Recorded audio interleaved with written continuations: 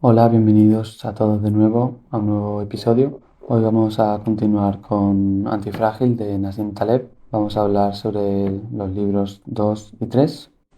En el menú de hoy tenemos varios puntos. Primero podremos ver si somos más cercanos a Ioannis o a Georges, dependiendo de nuestra personalidad. Luego veremos si Suiza es realmente antifrágil.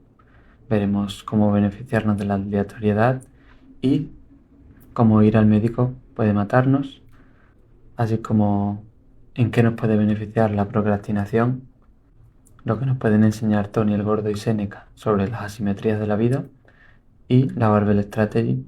Ahora el libro 2, llamado La modernidad y la negación de la antifragilidad, que bueno, ya el nombre de la parte explica un poco, ¿no?, de lo que vamos a hablar. Empezamos con el capítulo 5, el zoco y el bloque de oficinas.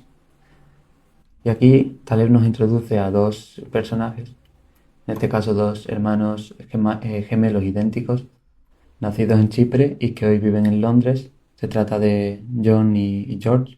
John lleva 25 años de administrativo en el departamento de personal de un gran banco, mientras que George es taxista. Por lo tanto, John tiene un sueldo totalmente estable, mientras que George, pues obviamente tiene unos ingresos muy variables, con días buenos en los que puede ganar cientos de euros y otros en los que apenas tiene clientes. Dada la variabilidad de sus ingresos, siempre se queja de no gozar con de la seguridad laboral de su hermano, pero en el fondo este anhelo es una ilusión porque acabará mejor parado que él, ya que no es tan frágil como John, al que en cualquier momento le pueden echar y estar en el paro le afectaría muchísimo. Y es que esta es la ilusión fundamental de la vida, que nos dice que la aleatoriedad es peligrosa y mala y que hay que eliminarla. Sin embargo, profesionales autónomos como los taxistas, los sastres o los carpinteros tienen unos ingresos con cierta volatilidad, pero que son robustos frente a un cisne negro profesional que pueda dejarlos sin ingresos. Tienen unos riesgos más claros. Sin embargo, no pasa lo mismo con los asalariados, que no tienen volatilidad y se ven sorprendidos cuando sus ingresos se quedan en nada tras ser despedidos. Encima, gracias a la variabilidad, los profesionales autónomos tienen algo de antifragilidad, ya que esas pequeñas variaciones hacen que se adapten y les dan información a través ¿no?, de estas señales de ingreso. Si ven que están de repente ingresando menos, quizás sea ¿no?, porque han bajado la calidad o están operando en un área que no es tan rentable, y entonces pueden adaptarse a esos cambios, intentar buscar la solución al problema e incluso pueden acabar ganando más dinero que antes. Por lo tanto, podemos decir que los asalariados tienen un poco el problema del pavo, ¿no?, del que hablamos en el cisne negro, y es que pueden ir, ¿no?, acumulando ese salario estable, ¿no?, varios años de salario estable, y de repente pueden perder todo, irse a no tener ingresos y encontrarse en una situación de no saber qué hacer, de no tener ningún tipo de ingreso y que sea difícil encontrar un nuevo trabajo. Además, también cuenta como George estaba acostumbrado a que de vez en cuando le pidieran algo descabellado que tenía la libertad de rechazar. Cuenta como, por ejemplo, cuando el Reino Unido cerró su espacio aéreo a causa de un volcán, una señora rica, mayor, le pidió que la llevara a una boda en el sur de Francia, que era un viaje entre la ida y la vuelta de más de 3.000 kilómetros, que obviamente le pagó muchísimo. Si lo aceptó, no dice si lo aceptó o no. Ahora vamos a hablar de Suiza, que es un ejemplo de lo que Taleb llama un sistema antifrágil, o por lo menos robusto. Y esto se basa en que Suiza no tiene un gobierno tan centralizado como el que tienen la mayoría de países. Y es que si preguntamos a unos cuantos ciudadanos suizos al azar sobre cómo se llama su presidente, la mayoría te pueden nombrar al presidente de otros países, pero no al suyo propio. Aquí profundizando un poco más sobre Suiza y su gobierno, es un gobierno que funciona de abajo arriba, dividido, el país está dividido en unas entidades territoriales que se llaman cantones, que son, por así decirlo, unos mini estados, que se unen en una confederación y en esta organización hay mucha volatilidad. Sin embargo, el país como tal es muy estable, vaya, de hecho tiene una de las monedas más fuertes del mundo, es un país muy estable, ya que como vimos en el libro 1, la antifragilidad de un sistema requiere que cada uno de los miembros tenga esa volatilidad y que sea frágil. Entonces, esa fragilidad, por así decirlo, de cada uno de los cantones y esa volatilidad hace que el país como tal sea mucho más robusto. Ahora hablamos sobre un fenómeno que parece que se llama en ciencia en la teoría de la percolación, y es que si aumentamos el tamaño y el número de personas de una comunidad por 100, tenemos una dinámica muy diferente. Un pueblo no es, o sea, una ciudad no es un pueblo muy grande, sino que si tú multiplicas un pueblo por 100, no te va a dar ese pueblo con 100 veces más personas o más territorio, sino que te da al final una ciudad, como puede ser, en este ejemplo he puesto una foto de Madrid. Entonces, un gran estado no se comporta como un municipio gigantesco, del mismo modo que un niño recién nacido no es un adulto en pequeño, ¿no? La diferencia es cualitativa, ya que el aumento de la cantidad de personas altera la cualidad de la relación entre las partes. Ahora vamos al capítulo 6, llamado Diles que me encanta la aleatoriedad, donde vamos a debatir algunos de los efectos positivos y beneficios de la aleatoriedad. Este ya lo vimos en Full by Randomness y es el asno de Buridan, que es básicamente un asno que no podía decidir entre si primero beber agua o comer algo, y como no podía decidir, al final acaba muriéndose o bien de sed o bien de hambre. Sin embargo, si le dan, por así decirlo, un empujón aleatorio, hacemos que se desatasque esa decisión y al final, en este caso, el asno sobrevive, ya que decide o bien comer o bien beber y luego puede hacer lo que no haya hecho. La idea detrás de todo esto es que la ausencia de aleatoriedad equivale a la muerte segura. Y es que la variabilidad estabiliza. Pequeñas dosis de caos, como pueden ser incendios pequeños, mercados volátiles o llegadas imprevisibles, fortalecen el sistema. La ausencia de estas sacudidas acumula tensión que estalla con mayor violencia, como hemos visto aquí con el ejemplo de los incendios. Una pequeña quema controlada evita que luego haya incendios desastrosos. Algo que critica Taleb es que la modernidad consiste en sacar al ser humano de su entorno natural lleno de aleatoriedad y lo reemplaza por sistemas totalmente predecibles y diseñados al milímetro que son frágiles. Esta modernidad está basada en una fe ingenua en la racionalidad, en la planificación y en la eficiencia, olvidando que el caos y la incertidumbre pueden fortalecer. Hace miles y miles de años, cuando no había, por así decirlo, una sociedad, obviamente no estoy diciendo que la vida, ni tal les dice que la vida fuera mejor, pero nosotros hemos evolucionado durante miles y miles de años en un entorno con mucha variabilidad, donde no había una rutina de todos los días hacer lo mismo a la misma hora. Había periodos de tiempo que a lo mejor había menos comida y había que adaptarse, había tiempo, había en todos los entornos había variabilidad. Como por ejemplo pasa también en los zoos. Los leones, cuando los metes en una jaula, los estás sacando de su hábitat natural, y se puede decir que cuando al ser humano lo metes en una oficina 10 horas al día, pues estás haciendo lo mismo. Así vamos al capítulo 7, llamado La intervención ingenua, en el que vamos a ver los efectos negativos que puede tener la intervención en distintas áreas. Primero hablamos aquí del concepto de iatrogenio, que viene del griego, iatros, que es médico o sanador, y genio, que es causado por. Entonces, causado por el médico o causado por el sanador. La iatrogenia, básicamente, aplicada a la medicina, consiste en errores médicos causados por una intervención innecesaria, y Taleb habla de que el balance de la medicina fue en gran parte negativo hasta la aparición de la penicilina, y el mero hecho de acudir al médico aumentaba tus posibilidades de morir.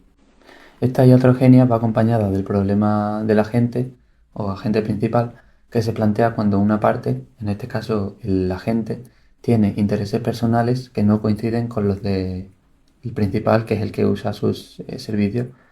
Por ejemplo, un problema de agente se ve cuando un médico o un agente de bolsa miran por su propia cuenta corriente y no por nuestra salud física o financiera, respectivamente, y sus consejos buscan su propio beneficio. Por ejemplo, el médico te recomienda que te operes de no sé qué para que él gane más dinero, o lo mismo con el, no, con el agente de bolsa, que inviertas en tal producto porque él se lleva una comisión. Ahora veamos los efectos que tiene este intervencionismo en distintas disciplinas. Por ejemplo, privar al cuerpo de la aleatoriedad conlleva que las personas, aunque vivan más, estén más enfermas. La planificación central de los gobiernos lleva a la opacidad informativa. El intervencionismo estatal provoca crisis más graves y una fragilidad estructural, y hacer previsiones en el ámbito de los cisnes negros conlleva riesgos ocultos. De esto vamos a hablar un poquito más tarde. Esto nos lleva a la pregunta de qué deberíamos controlar, por así decirlo, para reducir los cisnes negros, hacer una intervención positiva en este caso, y puede ser limitar el tamaño, como puede ser limitar el tamaño del gobierno, la concentración, es decir, diversificar, y la velocidad, ya sea de la velocidad con la que avanza una cierta tecnología, o la velocidad misma de los coches en la carretera, ¿no? Ahora tenemos aquí una idea que puede ser bastante contraintuitiva o controversial, por lo menos lo fue para mí cuando la leí, y es que tal vez plantea que procrastinar puede ser bueno, o al menos mejor que esta intervención que hemos visto negativa, ¿no? Pone un ejemplo de la historia, y es que los romanos reverenciaban a quien se resistía a esta intervención y la retrasaba. Por ejemplo, hubo un general llamado Fabio Máximo que recibió el apodo de Cunctator, el que procrastina o el que retrasa, y es que volvió loco a Aníbal, cuya superioridad militar era evidente, evitando y posponiendo el combate. Es adecuado considerar el militarismo de Aníbal como una forma de intervencionismo y compararlo con la sabiduría del procrastinador. Obviamente, no todas las situaciones no en todas las situaciones hay que procrastinar, ¿no? Si te ataca un león o si hay un fuego en tu casa, pues no vas a estar diciendo que luego ya saldrás a correr del león, o que ya saldrás de tu casa, sino que ahí actúas inmediatamente. Sin embargo, hay veces que si el cuerpo te pide, no, si tú estás procrastinando algo que se supone que es importante, como los ejemplos que usa aquí el autor, la visita al médico por algo que no es vital, o la redacción de un pasaje de este propio libro, hasta que el cuerpo le diga que está preparado, es posible que esté usando un filtro natural que le prevenga de hacer cosas que en realidad no debería hacer. Ahora vamos a hablar un poco de ruido y señal, y un par de ejemplos. De esto ya hemos hablado un poco con anterioridad, pero vamos a revisarlo. Y es que a cuanto menor escala de tiempo, menor será el ratio de ruido a señal, es decir, que hay más ruido por cada parte de información importante. Vemos aquí también en esta gráfica, que creo que se ve mejor. Si vemos las cosas con la perspectiva de un año, todo lo que haya sobrevivido y se haya filtrado un año, al menos la mitad va a ser importante. Sin embargo, lo que pasa cada día y cada hora, la mayoría va a ser cosas que en realidad no tienen importancia, que se van a olvidar bastante rápido. Un ejemplo relacionado con esto y con la iatrogenia en los periódicos, que todos los días tienen que llenar sus páginas con una serie de noticias, pero hay días en los que puede ser que haya muy pocas noticias porque no pase nada, y hay días en los que pasen muchísimas cosas o un evento súper importante. Entonces quizás debería haber días en los que los periódicos tengan 2 páginas y días en los que tengan 200 en proporción a la información importante que haya. Pero claro, estos periódicos quieren ganar dinero, entonces no les beneficiaría llevar a cabo esto. Algo importante a recalcar de todo lo que hemos estado hablando es que si tenemos un sistema que es frágil, debemos estudiar ese sistema y esa fragilidad y no el suceso que causa el derrumbamiento del sistema.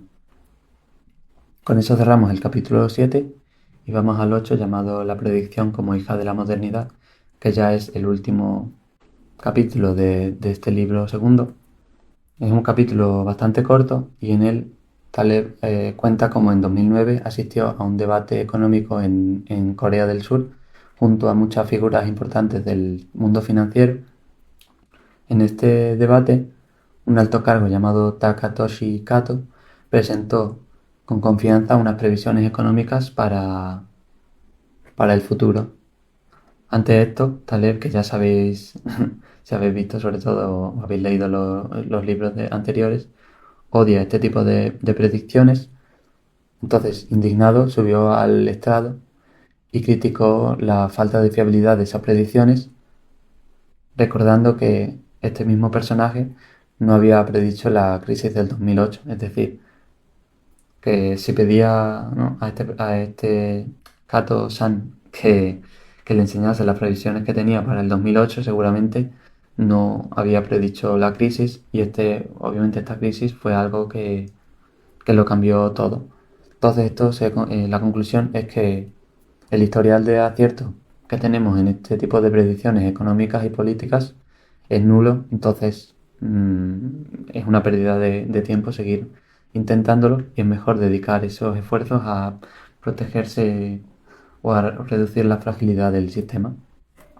Y es que ya, como hemos visto, ¿no?, lo que hay que centrarse es en el sistema y en esa fragilidad más que en el suceso y reforzar este sistema para alcanzar mínimo una robustez y si puede ser obviamente una antifragilidad.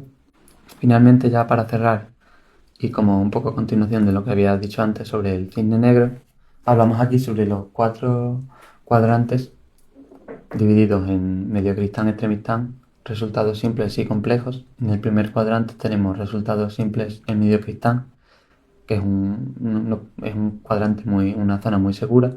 Luego tenemos el segundo cuadrante, que son resultados complejos todavía en mediocristán y que es más o menos seguro. Ya esta complejidad lo hace un poco menos seguro. Luego tenemos el tercer cuadrante, que son resultados simples en extremistán, que bueno, ya estamos en extremistán, pero al ser resultados simples todavía sigue siendo seguro. Sin embargo, el cuarto cuadrante es el área del cisne negro, que son resultados complejos en extremistán, y aquí es donde pasan, ¿no?, todos esos cisnes negros y es en el que hay que tener mucho cuidado cuando operamos en él. Y ahora vamos con el libro 3, que es bastante cortito y se llama Una visión no predictiva del mundo, empezando con el capítulo 9, llamado Tony el Gordo y los fragilistas. Aquí Taleb introduce por primera vez en este libro a Tony el Gordo, que ya conoceréis ¿no?, de los libros anteriores del inserto, y si no lo conocéis seguramente no deberíais estar viendo este vídeo y deberíais ir a ver los de Full by Randomness y el cine negro en ese orden, que también obviamente ya están subidos por si queréis echarle un vistazo. Bueno, tenemos a Tony el Gordo y tenemos a Nero Tulip, al que habíamos dejado recuperándose tras su accidente de helicóptero. Y la razón por la que Taleb lo introduce a estos personajes es para hablar un poco, bueno, sobre cómo estos dos, en 2008, que como sabréis fue el año de la gran crisis financiera, ambos detectaron esta crisis de fragilidad y Tony el Gordo ganó, me parece que eran como 80 o 100 millones y Nero Tulip pues hizo una cantidad más acorde a su estilo de inversión y a su personalidad, que ya conoceréis, pero ambos se beneficiaron de esta crisis, que obviamente es un signo de antifragilidad, ¿no? La filosofía que ambos siguieron, aunque a diferentes escalas, era la del pensamiento de que predecir es frágil, como ya hemos visto anteriormente. Sin embargo, saber que quien predice correrá más riesgos es antifrágil porque puedes beneficiarte de esa fragilidad suya, por así decirlo. Aquí me gustaría dar mi opinión un poco sobre sobre Nero y preguntaros si vosotros creéis que Nero en realidad es el propio Taleb, ya que parece que, a mí me parece que según lo que habla y luego como describe a Nero, se le parece bastante, pero no sé si estáis de acuerdo con esto o no. Y bueno, ese ha sido el capítulo 9. Con ello vamos al capítulo 10, lo positivo y lo negativo de Séneca.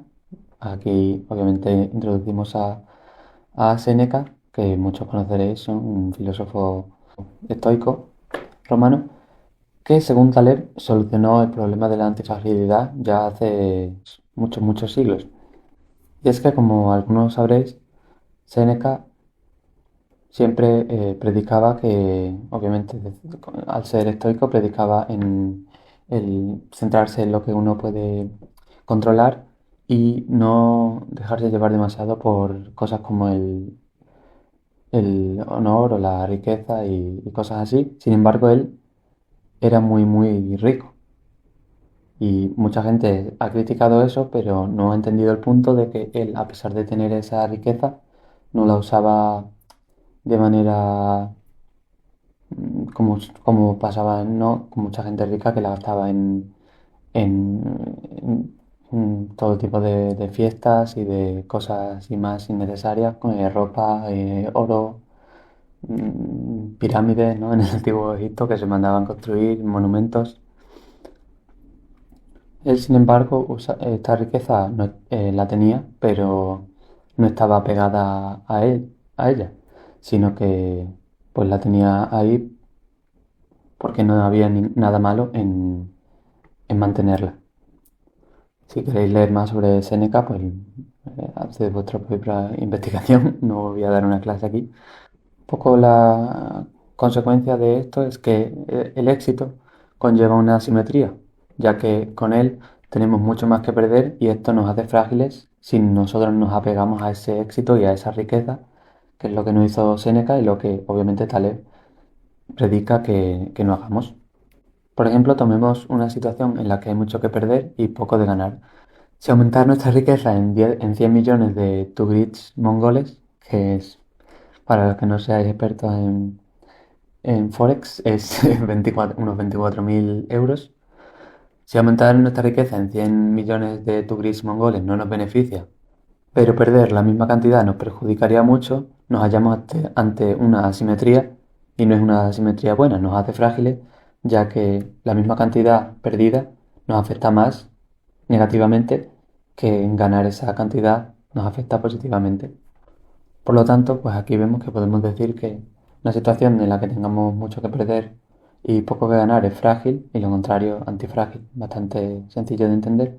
Con esto llegamos a lo que Taleb llama la asimetría central y es que la fragilidad implica tener más que perder que ganar, lo que equivale a más aspectos negativos que positivos, lo que equivale a una simetría desfavorable, y la antifragilidad implica tener más que ganar que perder, lo que equivale a más aspectos positivos que negativos, lo que equivale a una simetría, en este caso, favorable. Con ello vamos al capítulo 11 y último de esta parte, que como ya he dicho es bastante corta, y se llama Nunca te cases con el rockstar.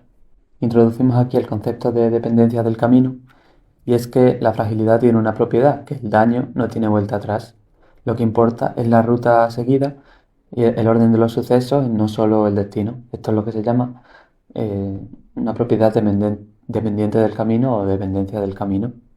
Por ejemplo, no es lo mismo ir a la operación y que después de la operación te pongan anestesia que primero que te anestesien y luego te operen. Obviamente yo preferiría eso último a lo primero. Un ejemplo un poco, ¿no?, para explicar de manera sencilla la dependencia del camino. Otro ejemplo de dependencia del camino: no es lo mismo primero conseguir éxito y luego sobrevivir que primero asegurarse la supervivencia y luego el éxito, que obviamente es la manera correcta. Esto básicamente supervivencia se refiere a no ser frágil. Si tú te haces exitoso a través de algo muy frágil, luego te puedes ir a pique en nada y no sobrevivir. Sin embargo, si primero te haces robusto o idealmente antifrágil y luego consigues el éxito con esa base sólida, pues es la manera correcta. Algo más sobre este tema es que si algo es frágil, la amenaza de que se rompa implica que todo lo que hagamos para mejorarlo o hacerlo eficiente será inútil si antes no reducimos el riesgo de rotura. Por lo tanto, hay que centrarse, ¿no? Como he dicho, por así decirlo, en esa base sólida, robusta o antifrágil y luego allá a partir de ahí intentar mejorar.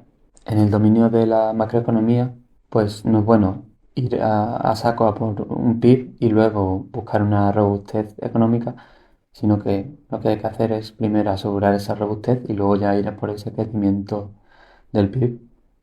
Espero que estos ejemplos pues ayuden, ¿no?, a entender un poco de qué es lo que quiere transmitir el autor aquí. Con ello vamos aquí con una historia un poco surrealista, pero que me parece importante contar. Y es que Taleb cuenta en este capítulo cómo se ha descubierto que hay muchas especies de aves que tienen una pareja, por así decirlo, estable, pero luego de vez en cuando son infieles a esa pareja con un pájaro así rockstar, por así decirlo. Aquí está un poco mal esta viñeta hecha porque debería hablar la otra mujer, pero bueno, básicamente lo que pasa es que los pájaros hembra quieren asegurarse tanto estabilidad como unos genes fuertes y estos normalmente no se encuentran en el mismo individuo. Entonces intentan pues hacer esa Barbell Strategy, que es lo que vamos a hablar aquí, que es un poco la solución a lo que hemos estado hablando sobre la dependencia del camino y el evitar esa fragilidad. La Barbell Strategy aplicada a las finanzas sería guardar el 85 o 90% de nuestros fondos en efectivo o unos depósitos, un fondo monetario, cualquier cosa así extremadamente segura y el 10 o 15% restante invertirlo en valores de riesgo máximo. ¿Por qué? Porque así es imposible que perdamos más del 10%, pero estamos expuestos a que ese 10-15% suba muchísimo y básicamente es lo que nos haga ganar dinero. Alguien que invierta todo en valores de medio riesgo medio se expone a la ruina total. ¿Por qué? Porque este riesgo medio es difícil de calcular. Si tú tienes un error de cálculo ahí y el riesgo medio, en vez de ser, por cuantificarlo de 3 sobre 10 es 5 sobre 10, puedes acabar perdiendo mucho más dinero del que creías posible, mientras que sabiendo que ya te arriesgas un 15 o un 10%, sabes que no vas a perder más de eso porque lo otro está en algo extremadamente seguro. Espero que se entienda la idea, pero vamos a ver más ejemplos de la Marvel Strategy. Otro sería tener un trabajo seguro y en el otro, por las tardes y los fines de semana, aplicarte a proyectos personales que quizá, si tienes suerte, acabes reemplazando por ese trabajo o que, bueno, te hagan ganar algo de dinero extra o lo que te propongas tú, lo que sea tu propósito con esos proyectos personales. También Taleb habla sobre hablar solo o bien con conserjes, estudiantes, adolescentes o gente que gane el salario mínimo o eruditos del máximo nivel y evitar todo lo que esté en el medio. Otro sería ser racional, pues el 85 o 90% del tiempo, pero de vez en cuando cometer alguna locura, obviamente que no ponga en peligro tu vida o todo tu dinero, un riesgo un poco no controlado, pero que sea un poco locura comparado con tu vida normal, por así decirlo. Y con eso llegamos al final de este libro 3 y por tanto del episodio. Espero que os haya gustado. La verdad que para mí ya a partir del libro 3 es cuando el libro se pone, Antifrágil se pone muy, muy, muy interesante. Ahora que lo he estado releyendo para esto me he dado cuenta. Aunque obviamente todo lo anterior es muy interesante y sirve para asentar esos conceptos básicos en la cabeza. Para mí, a partir del libro 3 una vez ya entiendes bien esos conceptos introductorios, es cuando ya va a un próximo nivel. Entonces, pues tengo muchas ganas de hacer el resto de los libros Bueno, ya estoy trabajando en el siguiente, pero eso. Espero que a vosotros también os haya gustado y que ya empecéis a entender más las ideas y ver dónde pueden ser llevadas. Y muchas gracias si has llegado hasta aquí. Como siempre, si le puedes dar like y suscribirte o seguir, dejar un comentario, dejar lo que sea de feedback, ya sea positivo o negativo, o compartirlo con alguien al que creas que le puede interesar. Se agradece muchísimo, pero igualmente, de nuevo, muchas gracias y que tengáis un buen día.